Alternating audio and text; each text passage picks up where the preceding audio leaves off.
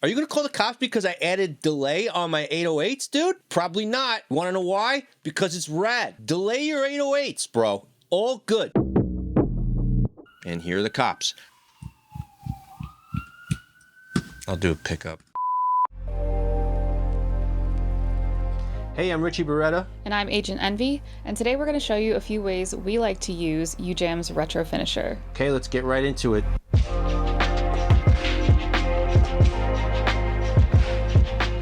Hi friends, do your 808s suck? Well, if they do, you're in luck because your only real friend is going to tell you how to make 808s that don't suck using just retro finisher. So let's jump into it. I have some 808s here that I made. This is what they sound like.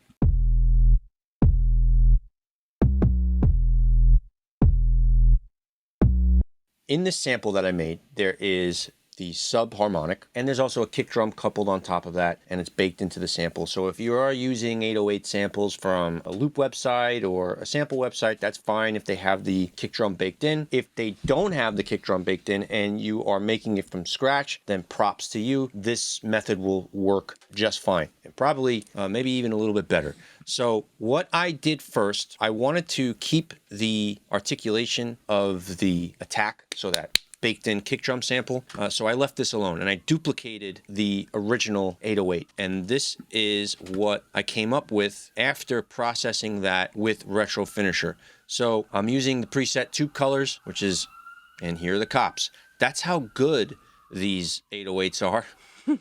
The cops are going to show up. So I got to wait for the cops to go away.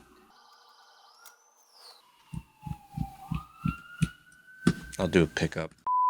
Okay, so what I did was I duplicated the original 808, and then on a separate track, I added retro finisher to that. And I'm using the tube colors preset because it's a wonderful one. And I just affected the timbre of this 808. So this is going to be the big beefy distortion that is going to carry the 808 through. So let's see what it sounds like with all the processing on.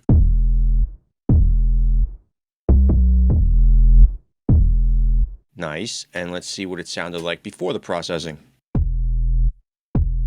So you have Baby Bear, and then you have Papa Bear. I'll then blend the two together. But before I do that, a trick that I like to use with 808s is to create one 808 that has a lot of the meat, which has a lot of the subharmonic, a lot of the low end.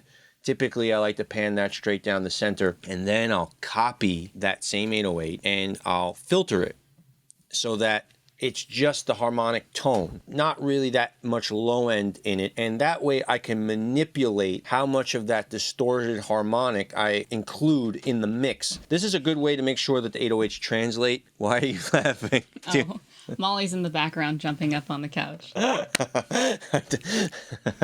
was like, what the f? So duplicate that 808 again, add another instance of retro finisher, only different preset this time. Now it's the preset called Sing Along Pitch. This doesn't have too much low end in this particular preset, so I didn't have to use an EQ, which is really nice. So this is what this preset sounds like. And there's also some delay in there. Now, I know what you're saying. Why are you going to delay the 808? Hey, are you going to call the cops on me, dude?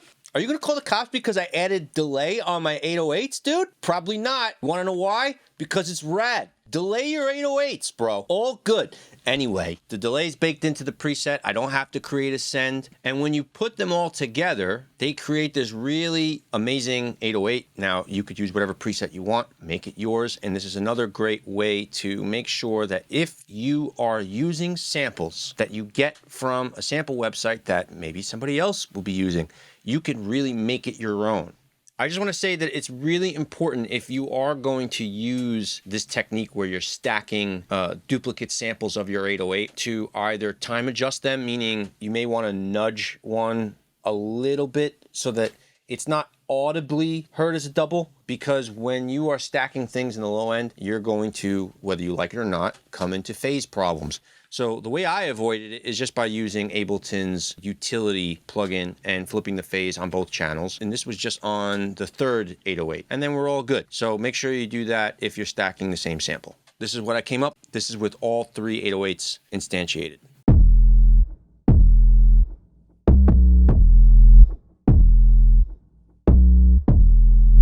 What do you think? Sounds hot. Yeah, sounds hot fire. Yeah, let's listen to the original. This is the original.